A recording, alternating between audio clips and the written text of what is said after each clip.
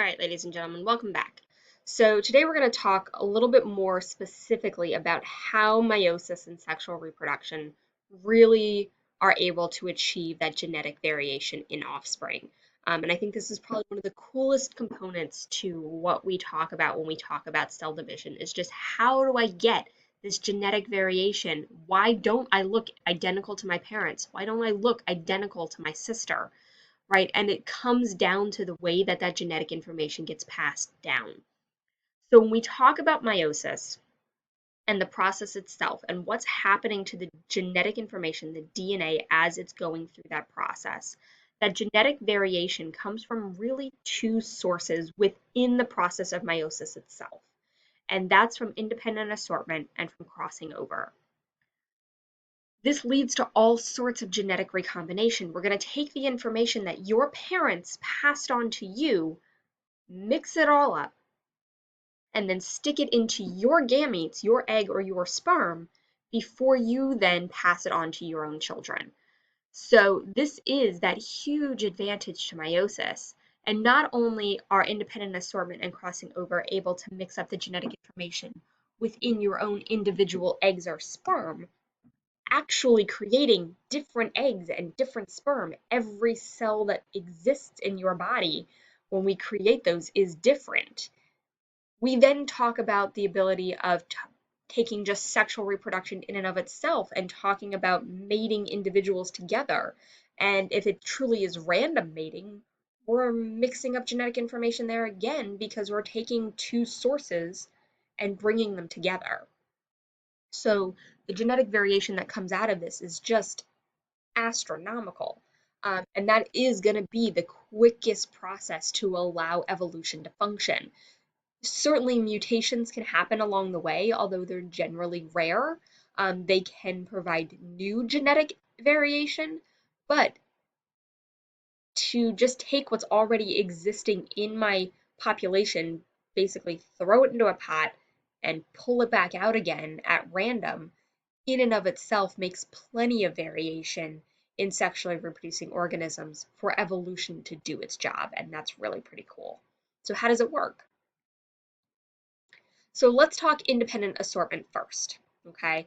So here we're talking about independent assortment, and what that really means is how I line up those chromosomes during metaphase 1. So independent assortment is really going to be important during that metaphase 1 process, okay?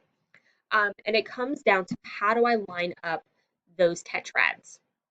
And the cool thing about it is although those tetrads are going to stack on top of each other, right? What we're looking at here is the way in which that parental information lines up. So here's a really simplistic example. So I've got two pairs of homologous chromosomes, right? Blue ones are from dad, red ones are from mom.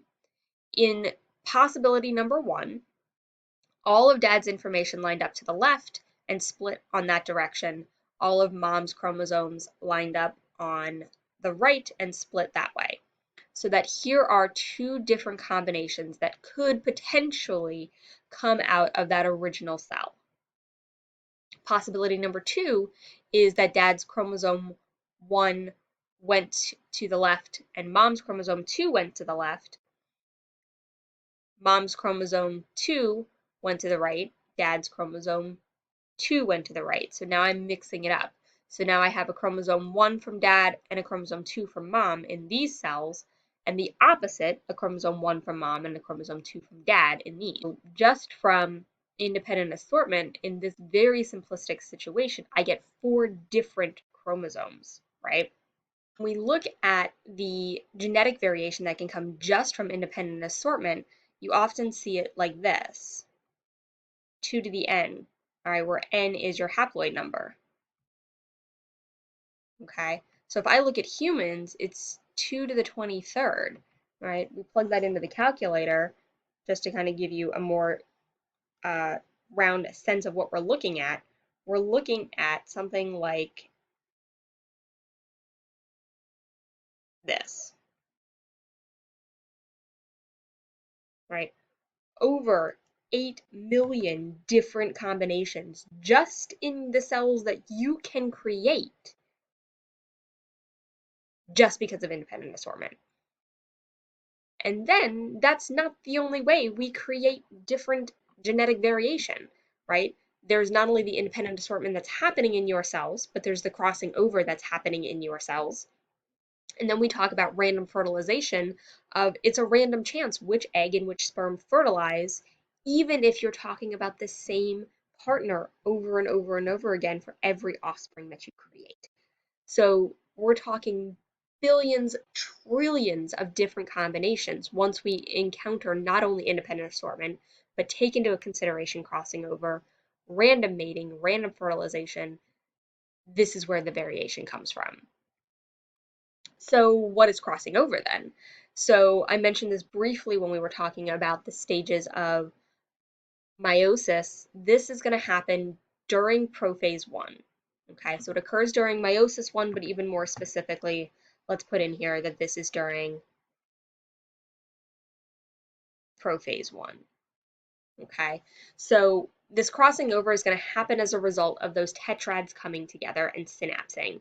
And what you're going to get is here would be mom's original chromosome, here's dad's original chromosome, and they create these chasms, these sort of crossover components, where I'm actually going to mix up genetic information between the chromosome that mom gave you and the chromosome that dad gave you, and we're going to make recombinant chromosomes out of this. So if I look at how this works, right? So here's my original tetrad, and this goes back to that mouse example of coat color and eye color. Okay, they happen to be pretty far apart on that chromosome. So when I go through, make that tetrad, we're going to create breaks in those genetic codes in the DNA backbone, right? They're going to create that chasm, they're going to split over, line over each other, and then once we seal those backbones back up, they are now mixed up information, right? So dad had originally given you all lowercase e's, capital E's came from mom, same from the coat color, mom gave you the capital C's, dad gave you the lowercase. So when I get down here now, you can see that mom's original capital C is here, but now I've got part of this chromosome being a lowercase e, and the opposite on this one. This is during anaphase 1.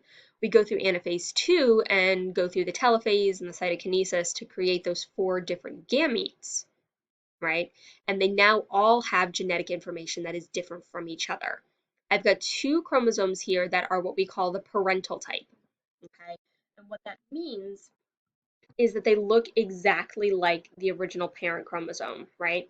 So if I look at this chromosome and I come back up top here, right? It looks exactly like mom's. Dad's, same thing. If I were to come all the way back up here, you've got the same combination on that other parental chromosome that came from dad. These two here in the middle are what we call recombinant chromosomes. They're recombined, right? I've got a little bit of mom, a little bit of dad, a little bit of dad, a little bit of mom. And so they're recombining, we're shuffling them up, which again gives us more genetic information. Cool thing about those recombinant chromosomes, this is kind of just a side note here, we can actually use that to map where genes are located on a chromosome. The more likely those genes get separated from each other, the further apart they have to be. So if I had another gene here that was right next to this C, right, and we also went through this, it's probably going to be more likely that those 2 genes always look like a single parent, right? So if I put another chromosome or another letter, let's just say A here, right? And mom gave you the capital A, dad gave you the lowercase a. If I follow that all the way through, all right, for those particular chromosomes at least, or those particular traits, I should say, this should be an A, those always end up looking like a single parent. Hopefully that makes sense, right? So because they're really close together, the likelihood of them separating happens much less frequently. And so for these 2 traits, they would all be parental types because they never got mixed up. But the further apart they are, the more likely that we can create these recombinant chromosomes at a higher frequency.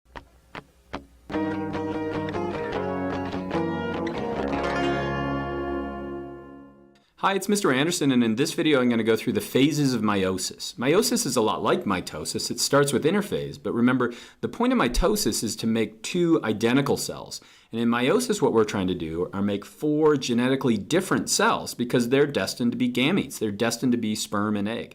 And that's the whole point of sex. We want the next generation to be different than the generation before.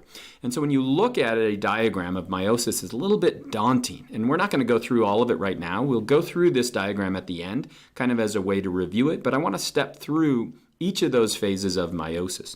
A quick mnemonic, PMAT times 2 is going to remind you the different phases that we have to go through. So it's prophase, metaphase, anaphase, telophase, and then we go through that again on the second division. Before we get to it, we should talk about the major structures that you're going to see as we go through meiosis. The first one, of course, are the chromosomes.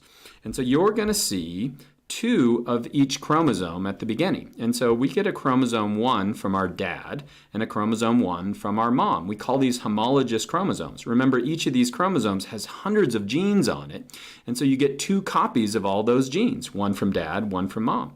This would be chromosome number 2 because it's shorter.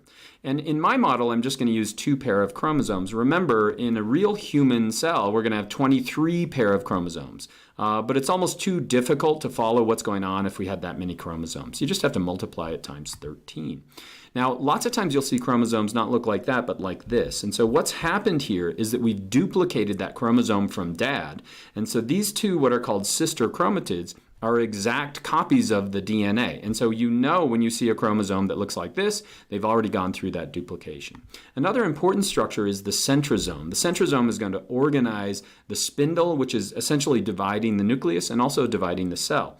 And in animals, it's made up of two things. We have the centrioles on the middle, and then these microtubules that go around the outside.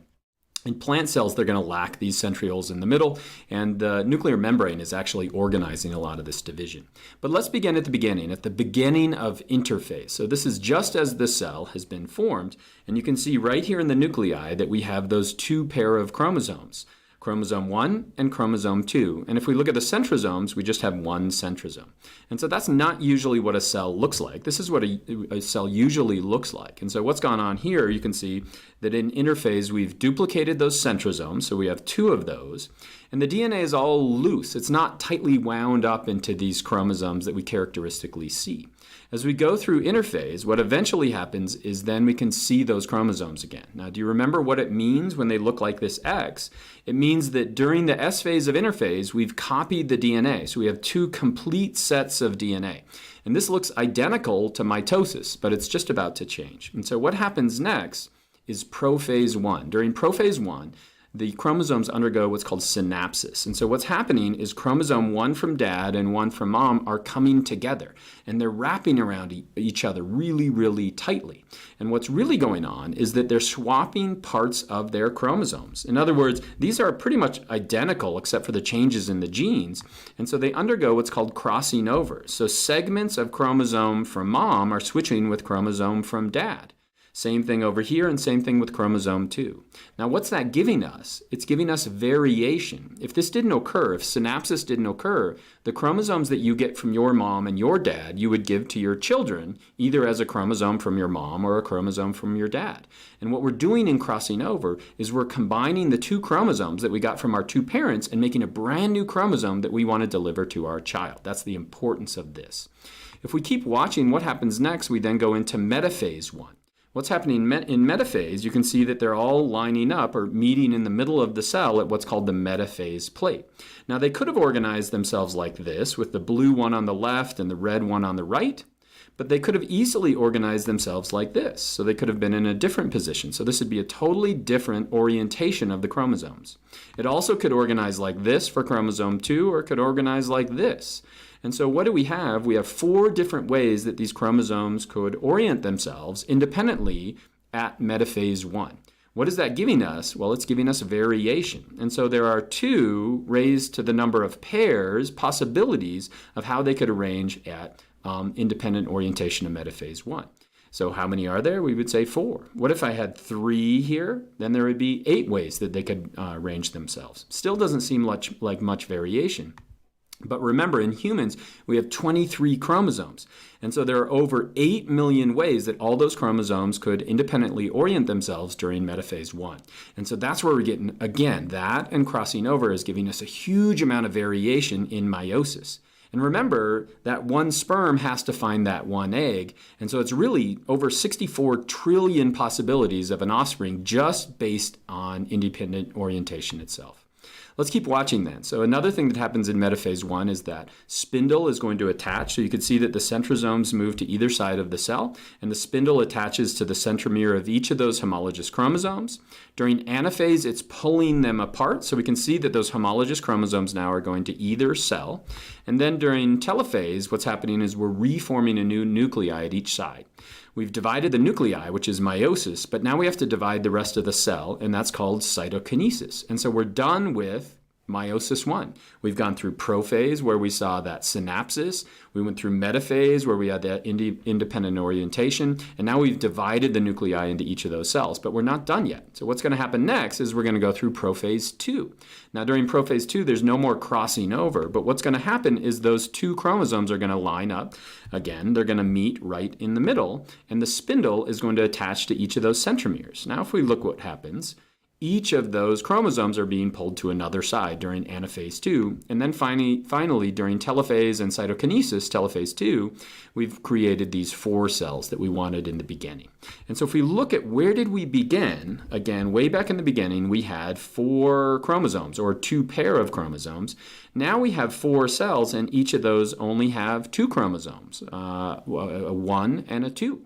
And so what would happen next in the circle of life? These would fertilize a sperm, or excuse me, if these were sperm, they would fertilize an egg, and then we'd start over again. We'd have a brand new organism that's going to be created through mitosis. Now, this is how we make the sperm. Each of the sperm are going to be made like this. Again, there'd be way more chromosomes in us because we have 23. It's a little different with the eggs because there's so much important material in the cell that only one of these nuclei will actually be used and the other ones won't be used genetically in that cell. And that allows us to keep all the important parts of the cell, like the mitochondria, endoplasmic reticulum, in that one cell. And so now let's kind of review and go over that confusing diagram at the beginning. So what are we looking at here? This would be interphase at the beginning. You can see we just have one copy of all those chromosomes. This would be at the end, so you can see that we've duplicated the DNA. Next, what do we have? This is prophase 1. To remember what important thing is occurring there, we've got crossing over, and then we've got independent orientation during metaphase 1. They then are pulled apart, and then we have 2 cells. And now in the second meiosis, what are we doing? Is we're just lining up those chromosomes, and then they're splitting up into each of the sides. And so what do we get at the end? Each of those cells, if we were to go back to here, each of those cells, look at this one, and that one, and that one, and that one, are totally different than that original cell. They also have half of the DNA that original cell did, and so that's meiosis, and I hope that was helpful.